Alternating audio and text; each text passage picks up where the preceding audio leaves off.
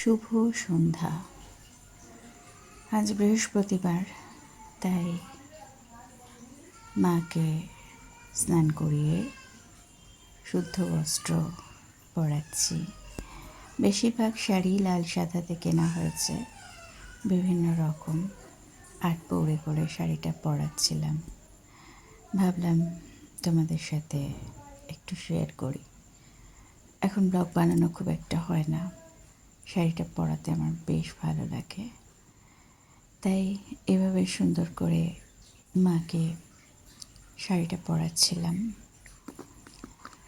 আর তেমন কিছু সাজ করানো হয় না, গয়নাগুলো সব সময় পরাই না, অকেশনে পরাই। এমনি সাধারণ শাখা পলা হার এগুলোই এখন পরানো থাকে নিত্যদিন। শাড়িটার কুচিটা এভাবে দিয়ে সুন্দর করে এবারে কোমর বন্ধ হিসাবে এই লাল একটা এরকম পছন্দ হয়েছে, সেটা দিয়ে আমি বেঁধে দিই, তাতে শাড়িটা সেট থাকে, সুন্দর থাকে। খুব সুন্দর শাড়িগুলো আমার বেশ পছন্দের। একটু দূর থেকে ভিডিওটা করা হয়েছে দেখে শাড়িটা ভালো দেখা যাচ্ছে না।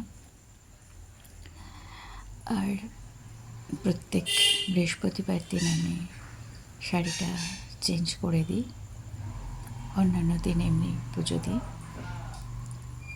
শাড়িটা কীরকম লাগছে আর মা কি সাজানোটা কেমন হলো সেটা অবশ্যই জানিও। প্রত্যেক বৃহস্পতিবারই আমি করি, কিন্তু সব বৃহস্পতিবার ভিডিও বানানো হয় না। তো যাই হোক, তোমরা আমার ভিডিওগুলো দেখো, লাইক কমেন্ট শেয়ার করতে থাকো। আর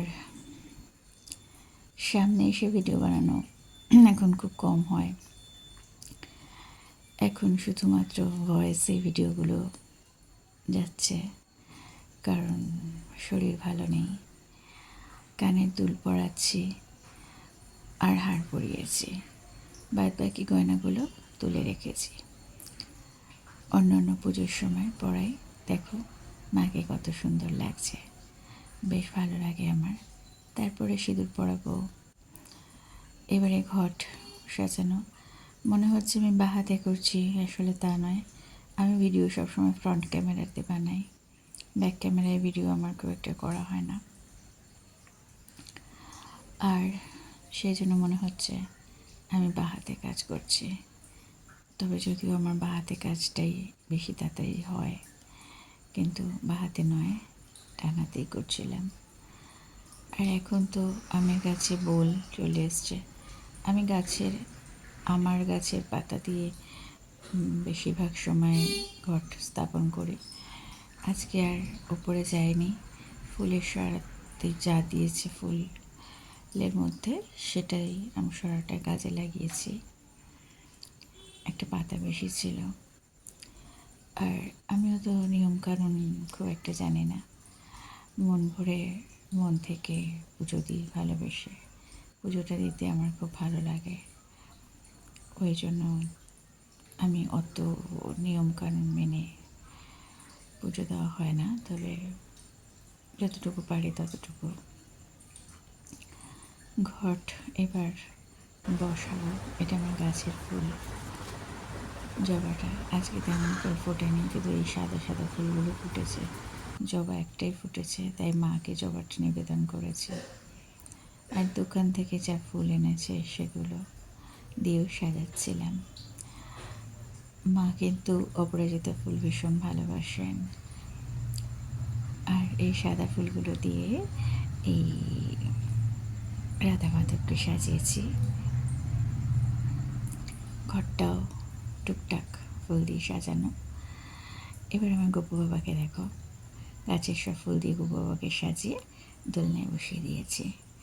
দোলনায় দোল খাচ্ছে।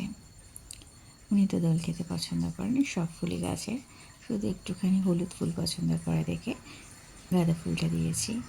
আর এখানে আমার ছোট্ট ছোট্ট আরও সব গপু টপু আছে, গণেশ আছে, সবাইকে সাজিয়ে দিয়েছি। এভাবে বৃহস্পতিবারের দিনটা পুজোটা চলছে। শিব বাবাকেও সাজিয়েছি গাছের ফুল দিয়েই। গাছের ফুল দিয়ে সাজাতে বেশ ভালো লাগে। আর আমার সিংহাসনটা তেমন কিছু ভাবে সাজানো নেই, কারণ টুকটাকভাবে সাজিয়ে রেখেছি। এদিকে রামকৃষ্ণ বিবেকানন্দ আমার ভীষণ ভালো লাগে। তো এই হচ্ছে বৃহস্পতিবারের পুজো। এবারে বই পড়ব, পুজো দেব, সেটা ভিডিও করা হয়নি। তো আপাতত গুড নাইট, বাই।